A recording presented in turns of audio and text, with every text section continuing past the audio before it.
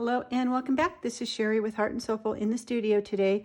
Today I'm going to do a little bonus of the French journal series. I just uploaded the first video where I covered printing out your digitals, different ideas and what kind of papers to use for that. And then I started on the book covers. It's been a couple of months since I've done an actual journal. I'm due. It was time, but when you're out of practice, you're not as good at things. And so I had made some little kind of flaws in my first two covers that I made, which is okay.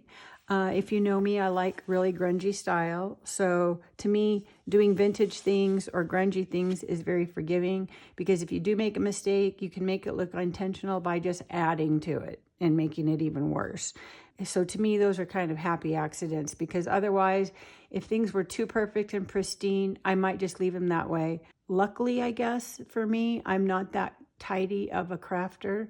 And so I usually do make some kind of faux pas on my project, and I need to grunge it up a little bit more just to make it look intentional.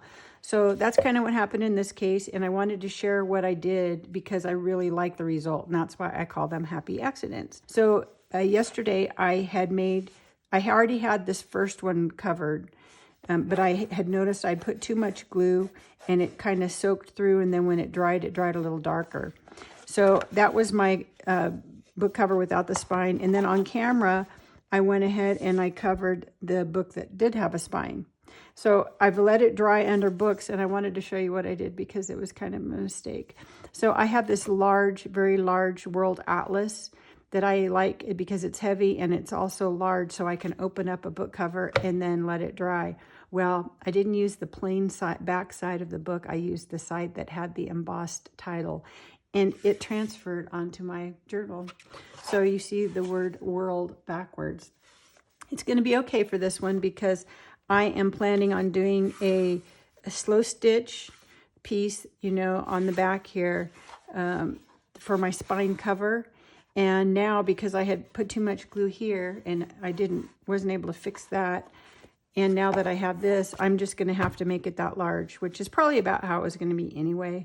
So that's okay, but I wanted to show you that. So if you dry things under books, put a piece of paper or something in between to protect it, or make sure you use the back side that doesn't have any sort of embossing on it. Otherwise, your print will transfer like mine did.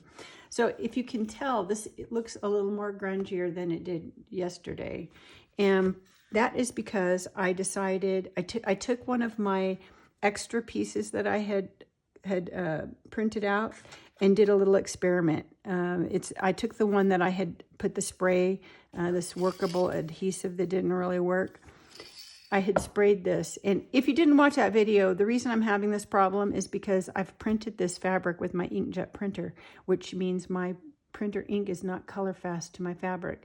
And even with a hot iron, it still is not. And even spraying that workable fixative, it did not set the ink.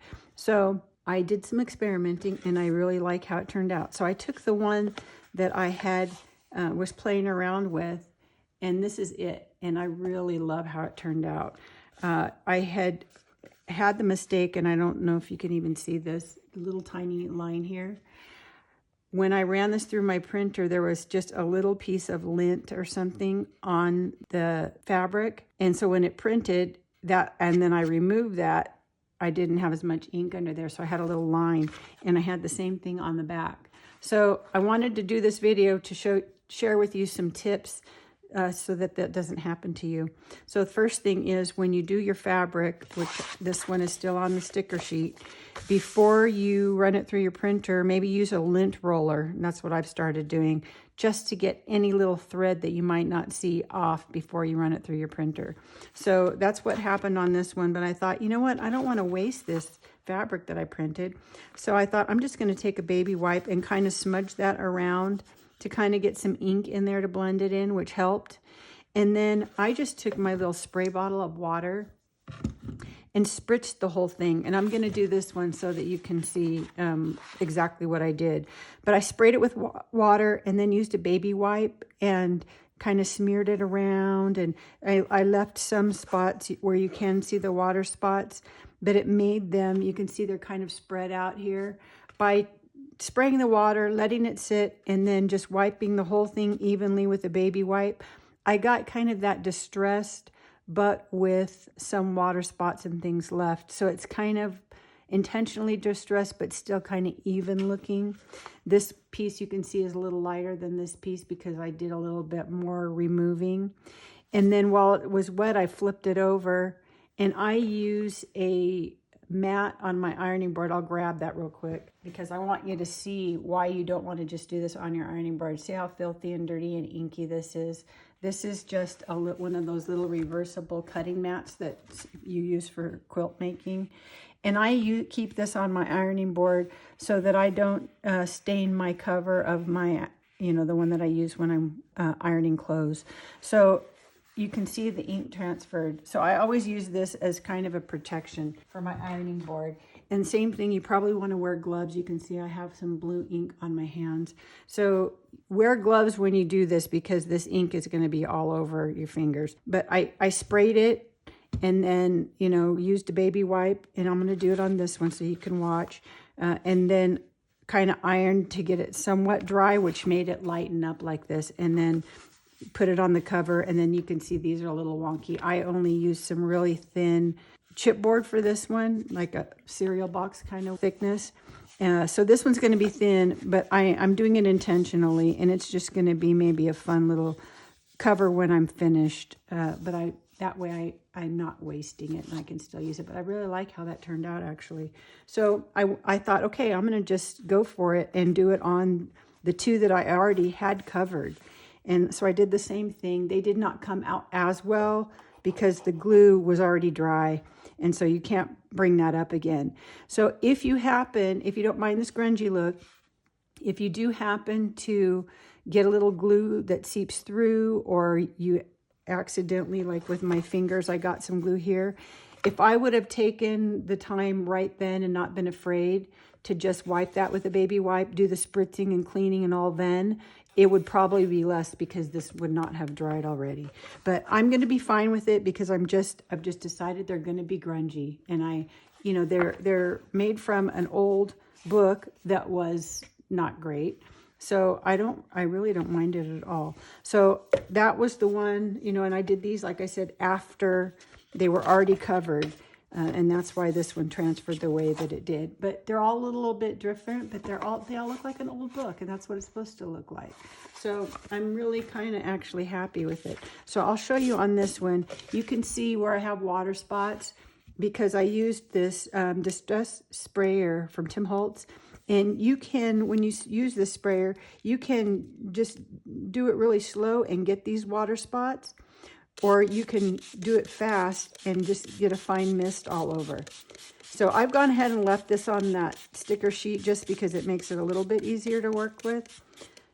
But I've sprayed that all, you can see, pretty wet. And then if I take my baby wipe, I'm just kind of, taking some ink off more, and it's going to lighten that up. But it's also going to maybe kind of spread out those water spots so they're not so small.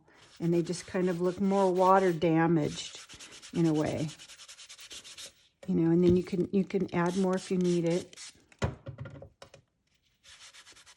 I just kind of want to soften the ones that I already made. And I kind of, going over the whole thing like this, it's going to hopefully make it kind of an even color. Okay. So now you can see, I see less spots and it just looks more even. Now I'm going to go over to my iron real quick, see how inky my fingers got. So I should have wore gloves. I'm going to go iron this real quick and take it off of this backing so you can see what we end up with in the end.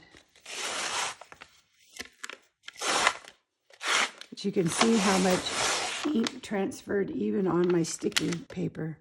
Okay, so here I am back. And because I had already done this once and then did it again with my baby wipe, it is quite a bit lighter. It looks like an old faded book cover. It's uneven. It has some water stains on it, but at least it's kind of evenly grungy, if you get what I mean.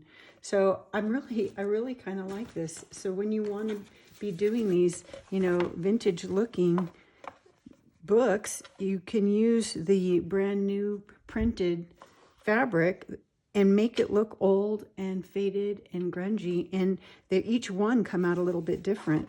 I did take my heat gun, just this little Martha Stewart one that I have, and I did kind of dry it a little bit before I went to my iron. And again, I should wear gloves. But anyway, I love how this turned out. I'm going to now cover this little old book. It's kind of fallen apart. I could just leave this and make a journal out of it, but I'm not as wild about the way it is aged looking. So I think I'm going to go ahead and cover it with this, with the spine, and then I'll have another little journal going. So I hope that you like this little tip.